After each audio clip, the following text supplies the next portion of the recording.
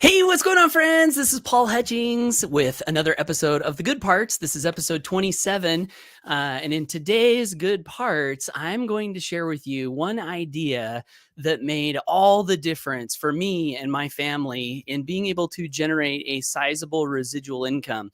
I actually went years in building businesses from home before I accidentally stumbled into this idea. And after I stumbled into it, I achieved my first six-figure residual income from home, which was so exciting for my family. Of course, that's not a guarantee of income. Results vary, see the earnings disclaimer with whatever company you're building with and all that jazz. But I'm going to pass this lesson along in this video if you decide to watch. And I think this can be potentially business changing on a couple of levels. Level number one is knowing about this idea can really help to clarify what things you decide to focus on as you're growing your home business, as far as what things do you want to bring to people that can benefit them, but then also have the greatest return for you.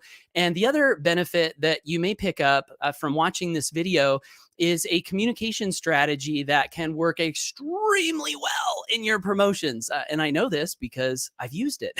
So I'm going to pass it along, and it relates to the idea here. But I do also want to just give you an invitation to comment below. Let me know who you are, where you're plugging in from.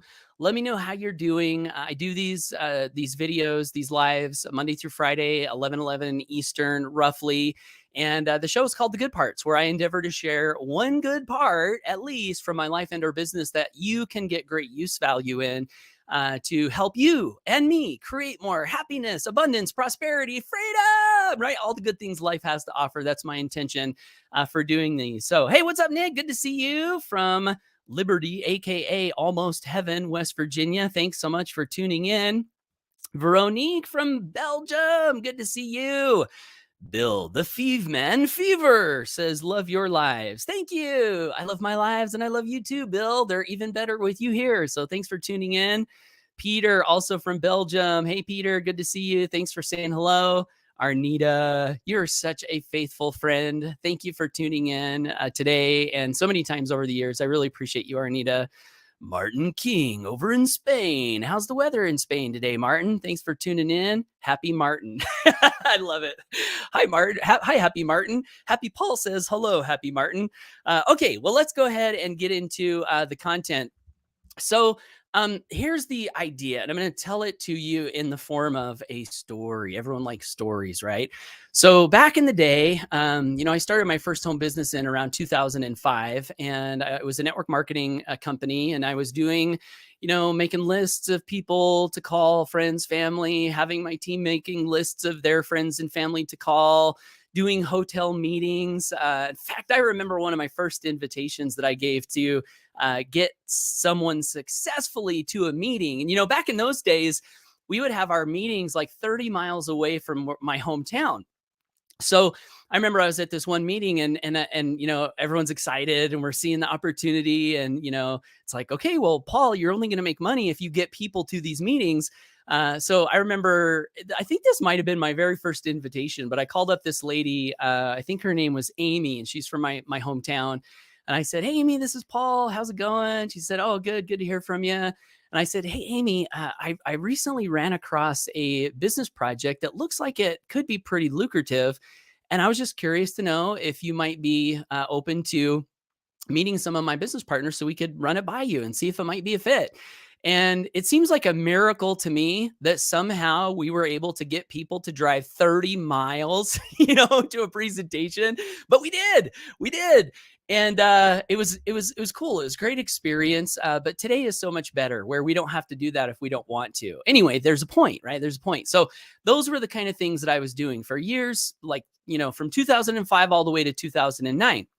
And then I started learning a little bit about various marketing strategies that I could use to grow my business. And one of those marketing strategies that I was utilizing at the time was something called, it was like a lead scraper, where it would scrape emails off the internet, and then I would send emails out.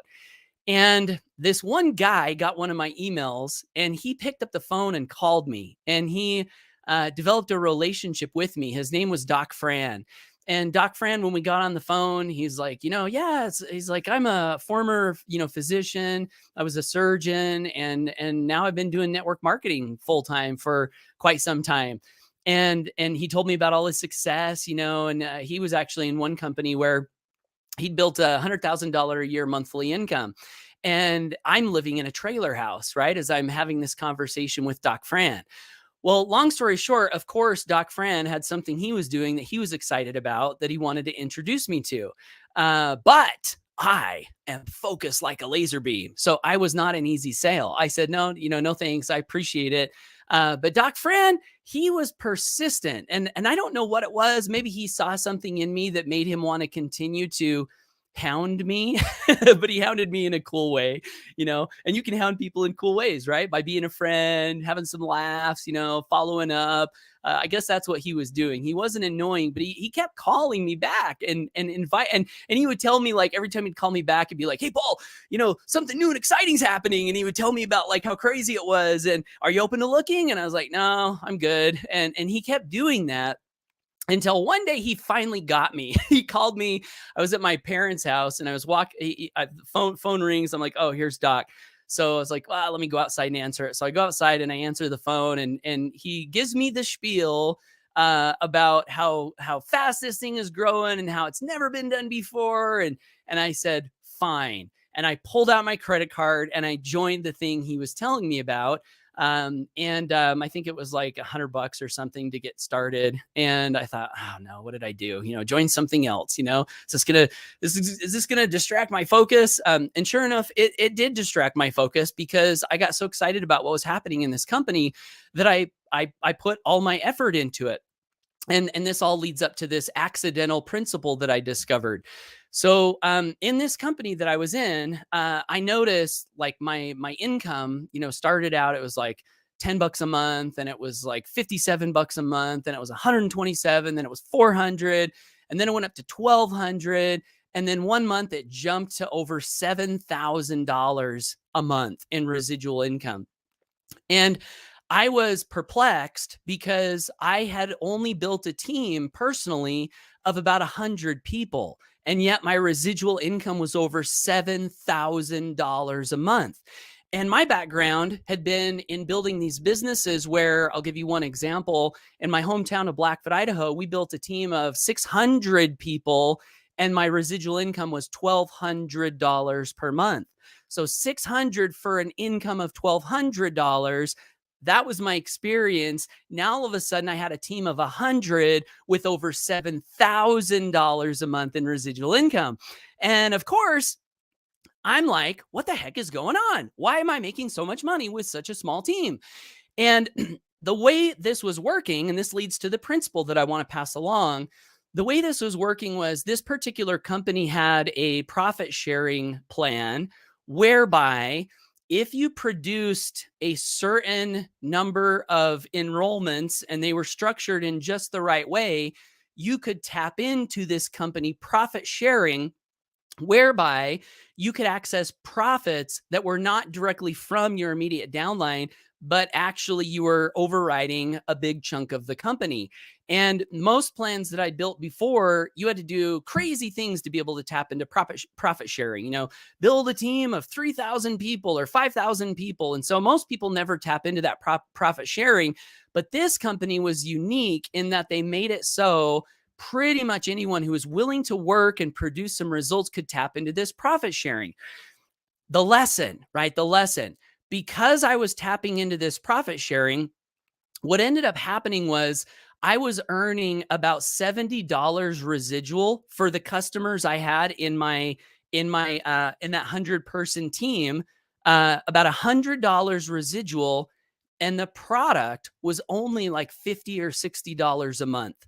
So I was earning more money than people were paying for the product because I was overriding the company.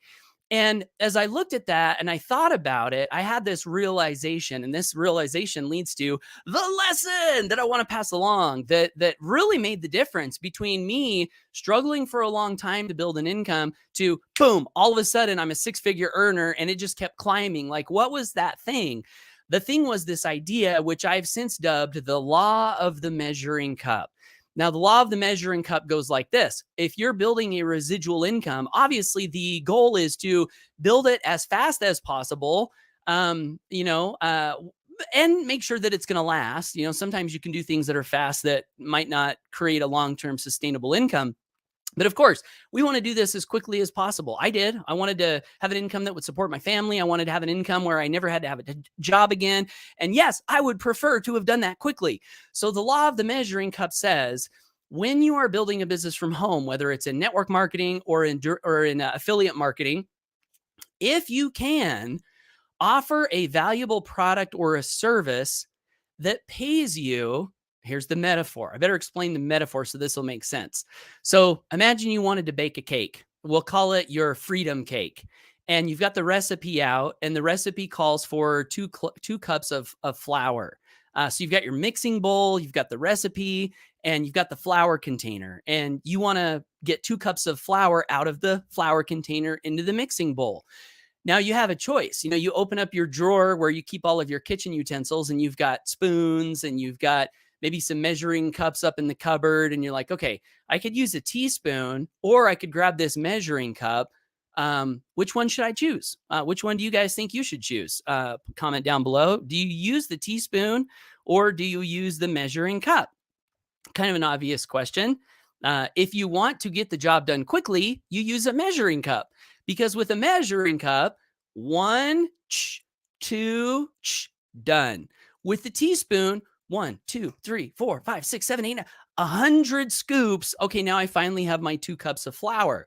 So the way this relates to building a residual income is there are products that you can offer and comp plans that you can build in, where it's as if you are building your residual income with a 1-cup measuring cup rather than a teeny tiny little teaspoon. And if you can be aware of this, if you're not already aware of this, and it can be kind of tricky because a lot of comp plans out there, they're really confusing. I've joked over the years that some of these companies that make these comp plans, it's almost like they don't want you to understand it. Not all of them, but some of them, because you read through the comp plan document and it's like, I don't understand a word this says. What the heck is this talking about? Point volume and status requirements and this and that and the other and if this then that and if this then that, and you look at this document and you're like, my gosh, I don't have a doctorate degree in compensation plans. Can you guys just explain this to me like I'm a 5-year-old? That would be great. But a lot of them don't. And maybe part of the reason is if you could see quickly how much you were earning from selling that product or selling that service, it might not be as exciting, because a lot of companies use the teaspoon method. So I prefer to use the measuring cup method, where, like, for example, I co-founded a company 6 years ago. We're a digital marketing company. We have amazing tools like a funnel builder tool that you can use to build any website. We have a traffic and conversions academy, and it's all digital. And part of the really, really awesome part about it being all digital is our cost to produce these products is fairly low. And what does that do? That leaves a big chunk of the rest of the revenue we bring in from a product to be able to pay that out in commissions. So in our company, when we started 6 years ago, because we knew about this law of the measuring cup, and because it had helped us so much, we said we want to build our company in a way where we can offer this law of the measuring cup principle to the people that are choosing to build an affiliate income stream with us. And so in our company, just a quick example, you can earn $120 residual for every customer you refer who buys both of our continuity products. $120. Now, I built in comp plans where I would earn $1 for a customer referral. $1. I'd have to refer 120 customers in a $1 residual compensation plan to equal what I can get here with 1 customer referral.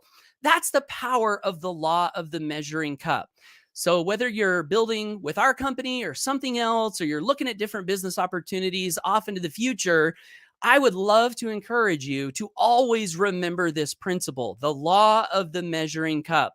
Whenever you look at a compensation plan, this is the thing you need to know: how much money per customer referral that I do is going to come back to me in residual income, because what you can control is what you do. So if you're in a plan that pays you well for the things that you do, you are much more likely to build the income that you want much faster. That's the law of the measuring cup. Now, I do also want to, before I get to the comments, I want to share two more things. Okay. The first thing is a caveat to this principle.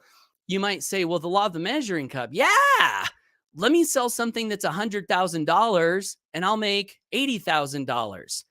I would be careful. There's a balance. One of my favorite quotes from Napoleon Hill that relates to this, in his last book, Grow Rich with Peace of Mind, he was talking about how much money should you earn? You know, like, is there a limit? You know, what's the right amount to shoot for? And he quoted a line from the Bible that is as follows: not too much, not too little. There's a balance. You know, if you're too hungry to conquer the world, you could find yourself wasting your life in pursuit of this goal. So, not too much, not too little. And with the law of the measuring cup, that idea equally applies. Because if you're selling too high of a price of product for too high of a commission, there are a lot of dangers that you have to navigate there, like people getting hurt, people going in debt, not being able to pay for what they bought, you know, people regretting a big old purchase decision. And additionally, if you want to deliver more in use value than you bring in from the market in cash value, which I think is a solid principle, we picked that up from Wallace Wattles, the higher price you charge for your products and services, the more the more challenging it can be sure that you're delivering more in use value, right? In use value. Look, anyone will buy something if you say, hey, buy this $100,000 thing and you'll make $1 million over the next year. Of course, that makes sense. But here's the thing: not everyone will do what it takes to go do to go build the business. So if you sell a big expensive thing on the assumption that they're buying it because they think they're going to make a lot of money, not everyone is going to do that. So I like to look at it from a standpoint of, if someone buys my products and doesn't even build an affiliate income stream with us, will their life and or their business be better off? Will they have received more value for having made the purchase than having not made the purchase? So from a purely customer standpoint, that's our philosophy, and that's what we strive to fulfill, because we want everyone to be happy. We want everyone to get value. We want everyone to feel good about the purchases that they make. So that's the law of the measuring cup. That's the caveat. And the second thing that I told you I was going to tell you is this principle in relating to being able to present things well on the internet, whatever it is that you're selling. One thing that you can do is you can use metaphors to explain things, like I did in this video. I used the law of the measuring cup with the cups of flour and the teaspoons, because when I use that metaphor, it's really hard to not get it, right? But if I was to go in and show you a bunch of numbers and, it's not as good, and it's also not as satisfying.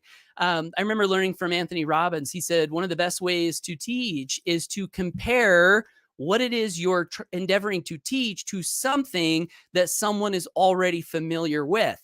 So I'm guessing most of us are already familiar with cooking and stuff, and at least we can imagine it. And so when I use a metaphor like that to explain the principle, not only do people get it much faster, but there's also this satisfying effect, right? Where people hear the metaphor and they're like, oh, I got it. That makes sense. I got it. That's pretty cool. And that comes from using metaphors in your communication to describe things. So that's it. That's what I wanted to share today, everyone. I'm going to get to the comments here. But before I get to the comments, just a quick little off ramp. If you got value from this and you'd like to get more content from me, I'd love to encourage you to subscribe to me on social media. I do these every day, Monday through Friday. And or you can go to my website, paulhutchings.net/GIFTS, and you can pick up some free goodies. One of which is a book that I wrote called Online Recruiting Secrets that covers this law of the measuring cup principle in more detail, as well as a bunch of other really valuable ideas that helped me to go from struggling to make sales, struggling to recruit, to being a top producer in everything that I've thrown my heart into for the last decade. That's a fact. I've literally been a top producer in everything that I've thrown my heart into for the last decade. Even in my company, I'm an affiliate and I am one of the top producers in our company as an affiliate. So that book might be able to give you some great value if you're, selling products and services on the internet. So with that, I'm going to come back to the comments and see what all of you guys think. This is one of my favorite parts because we get to learn from each other and we get to interact, right? David Twomey says, hello. Hello, David. Welcome. Rob Daniel, live in Spain still. Awesome, sort of. I know your situation. That may or may not be awesome, right? But I know you're enjoying your time over there, Rob, and making the best of the situation. Nick says, I remember them days a lot. Yeah, the old school days, right? Paul, hey, thanks for tuning in. KCMO, I guess that's Kansas City, Missouri. Thanks for tuning in, Paul. Mike Jones gives me some hands. Whoop, whoop. Some hands back to you, Mike. Thank you for that. Nick says, sometimes I feel like they do that on purpose, right? Yeah, we don't know for sure, but man, it sometimes seems that way. Daphne, hey, Daphne, good to see you. She says, make it simple. Absolutely. Simplicity is gold. Billy says, solid wisdom. Thank you, Billy. Bill Fever says, Paul, love this lesson. Full of good value in your products and integrity in dealing with people. You sold me. You sell me every day. You sell me too, Bill. I'm so happy to be working with you and to know you. Nick Romani says, love this. Great principle. Thank you, Nick. Geo, great concept. You make money from the value you give, not from the cost of the product. That's absolutely right. Many products are expensive, but not worth the cost. True story. Billy says, get a 2-cup measuring cup. Yes, absolutely. So cool. Guys, thanks for all of the interaction. I appreciate you guys being here. I also have one more challenge, and that is the Good Parts Challenge. I'd love to encourage you, if you're not already going live consistently on social media, why not? Why not? Why not be going live and sharing one good thing? It will develop your communication skills. It will help you to immediately kick fear to the curb, step into courage. It'll do that if you're going live consistently. It'll cause you to look for the good things, which tends to make you happier. That's been my experience. And it will do so much for building know, like, trust with the people you're connected to.